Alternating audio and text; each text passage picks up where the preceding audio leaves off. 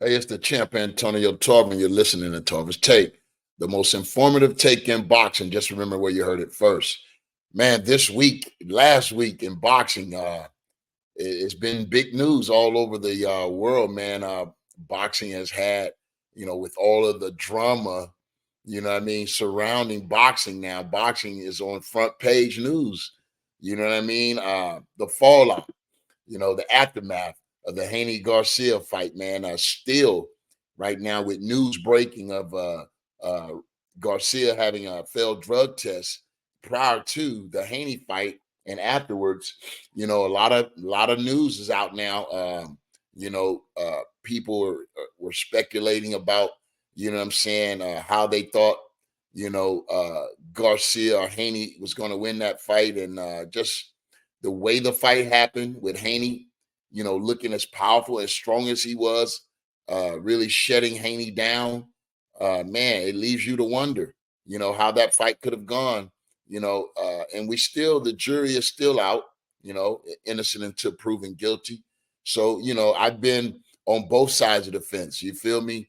And so I just leave that, leave my opinion, for later on that. I don't want to really, discuss it because, we can discuss that all day, and it's all opinionated until we all know the facts centered around everything.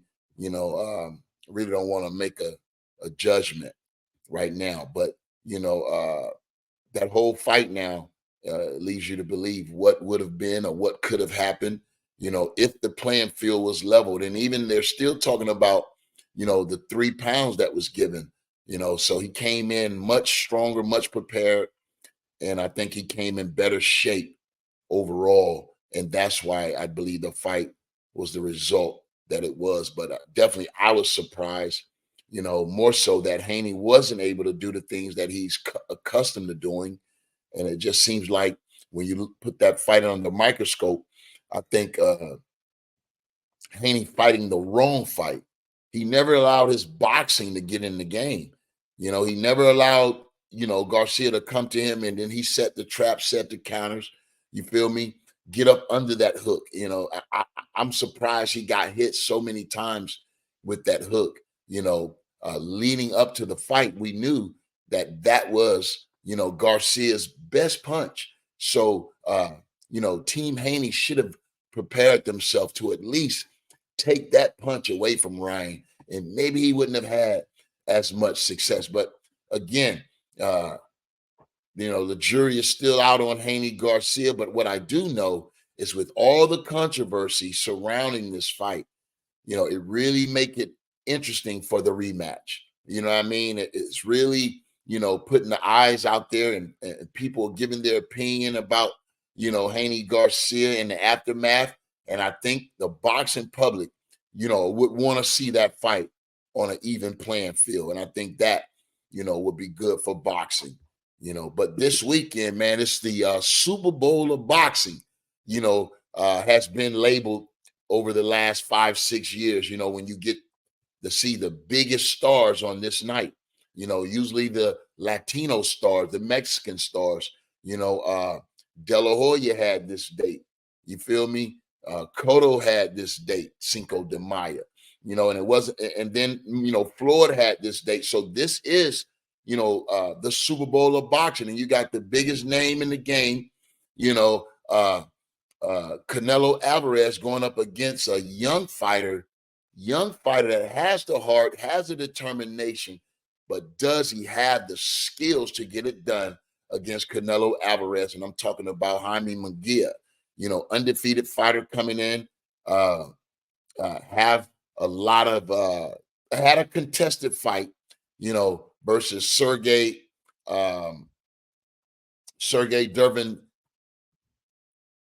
Devinchenko is his name. Devinchenko, man, that fight was competitive and it was controversial. Jaime McGill took a lot of shots in that fight. That fight went down to the championship rounds where McGill was able to get a knockdown in the last round. I believe it was in the 11th round, 12th round, that saved that fight, saved him in that fight.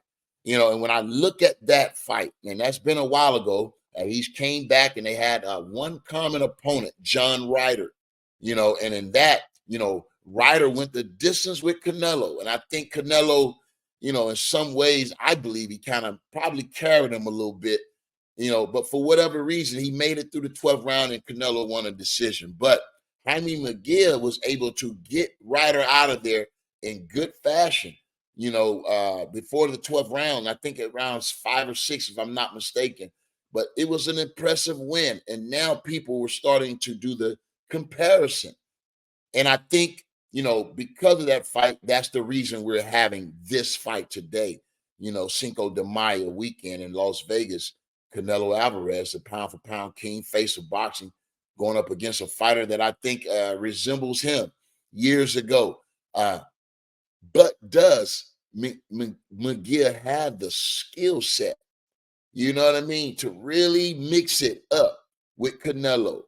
That is where I believe this fight, uh, these fighters are not on the same level when it comes down to skill set. I think Canelo really does have the intricate skill set. He can do a lot more in the ring, I've seen throughout his career, than I believe Jaime Munguia can today, this particular weekend. Now, you saw Oscar De La Hoya, the promoter of the event, used to be the promoter of Canelo Alvarez, really was shooting some shots at Canelo.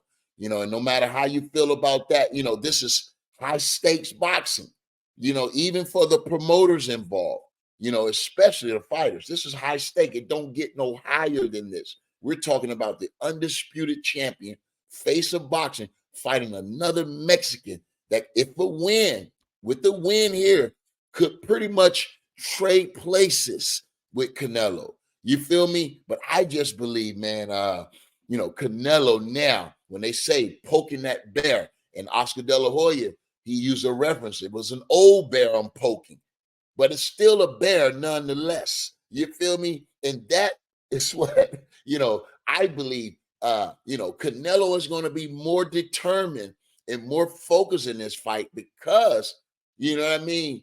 De La Hoya has been poking the bear, really trying to get inside, Canelo's head. And I think he's living there rent free.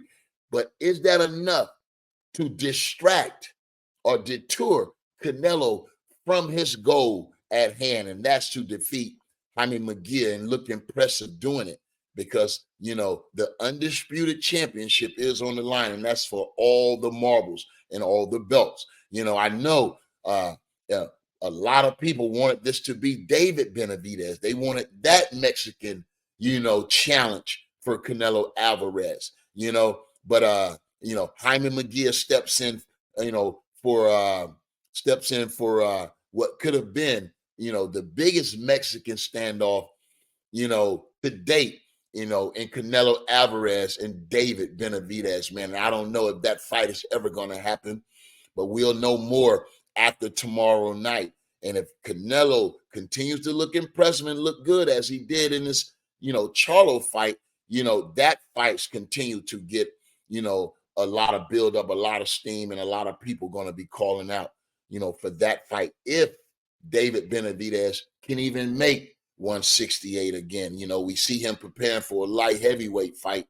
Who knows? Canelo has moved up before. Maybe if Benavidez can go, plant himself there in that light heavyweight division, maybe before it's all said and done, Canelo moves up and challenge David Benavidez. And I still don't know who will win that fight. I know a lot of people believe David Benavidez will win that fight going away, but I just believe styles make fights. And when you look at David Benavidez's opponents, I can truly say I don't believe he's faced anyone that's as good, as determined, or as talented as Canelo Alvarez. So that is still one of the biggest fights that can be made in boxing. But there you have it, man. You've been listening to Tarver's Take. Hope you guys enjoyed it. And if you haven't gone over to my YouTube channel, please go over to YouTube, Tarver's Take, like, share, subscribe, and comment. Man, I appreciate all your support. And we're going to continue to do more. Maybe we can bring another famous face or name on Tarver's Take, Talk Boxing. Until then, stay tapped in, man. I appreciate it.